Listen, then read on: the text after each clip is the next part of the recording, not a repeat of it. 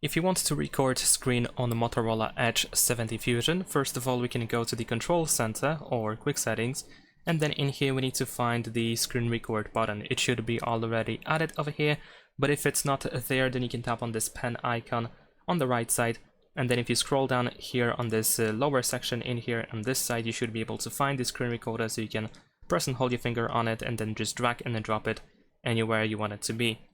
You can also use the sidebar. If you have sidebar enabled, then you can add screen recorder in here as well. Once you open this screen recorder, we have the option to choose if you want to record just one app or if you want to record the whole screen. You can choose the recording audio if you want to include the microphone, system sound, or both, or neither.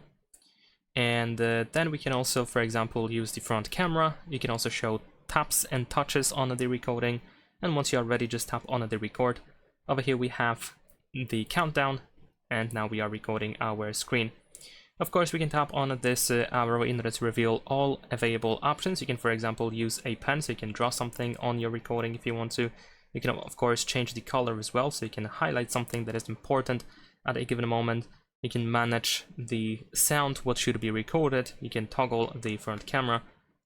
And we can also pause the recording and stop the recording at any point.